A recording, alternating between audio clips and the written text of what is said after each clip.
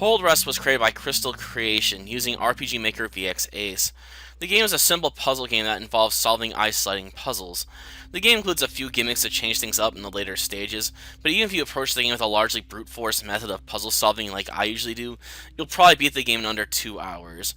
Though before I move on to the next section of this review, I'd like to point out this review is a bit dated, since the game has been updated since my Let's Play to include a new map feature to help the player plan out a route to victory, since many of the puzzles in this game span several screens. Though because of my own lazy nature, it will be on the scope of this review to assess the quality of that mapping system. To say that the story in this game is minimal is an understatement in my opinion. The game doesn't include any dialogue and only features an ending cutscene. Outside of that, your only clues about the nature of the narrative is based on a few descriptions of your possessions, which includes an extremely short list of your regrets. Though I guess it is fitting that a puzzle game has a story at the center of it that is a mystery that needs to be solved, based on a few visuals and flavor text. As stated previously, all the puzzles in this game involve sliding around on ice until you hit a wall or other object in order to change your direction.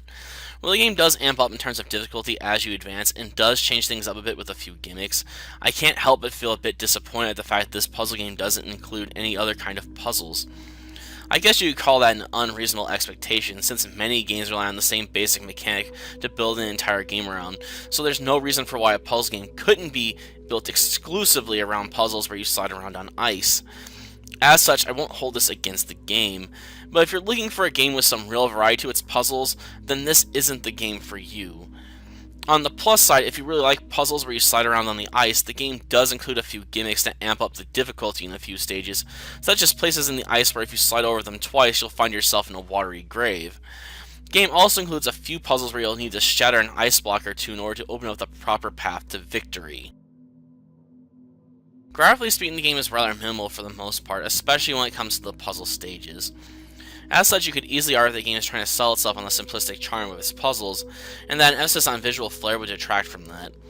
On the other hand, I can't help but feel like the game is rather lacking in terms of visual stimuli, since you'll spend the bulk of your time looking at ice, rocks, and giant ice cubes for the better part of 2 hours. I'm not saying that the game should sacrifice its simplistic charm and emphasis on being mentally stimulating. I'm just saying that adding some more snow-capped trees and bushes around the puzzle stages might make the game a bit more visually appealing. In terms of background music, the game is a bit weak in my opinion, since I actually had to sit down and watch chunks of my own Let's Play just to remind myself if this game had music. Though to be fair, I tend to have a terrible memory when it comes to background tracks, and will usually only remember them if they truly appeal to me on a personal level, or if the music is used in ways it clearly shouldn't have been. At the end of the day, Cold Rust is a puzzle game that, while mentally stimulating, isn't that interesting in my opinion, unless you're a die-hard fan of ice sliding puzzles. As such, I'd be hard-pressed to recommend this game to anyone that wasn't a fan of that type of puzzle.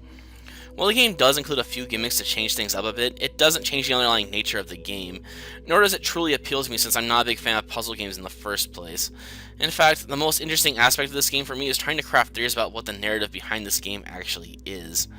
Regardless of my own personal preferences though, this game does feature some well-designed puzzles that force me to give up my usual style of brute forcing my way through the game and require me to put on my thinking cap, and that is always a good thing.